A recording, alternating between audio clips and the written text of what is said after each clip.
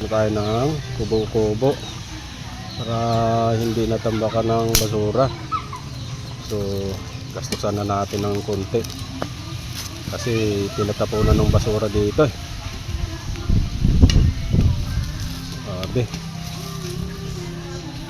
mabilisan lang to, kailangan ngayong araw matapos to para ano, balik-balik, ang layo kasi namin.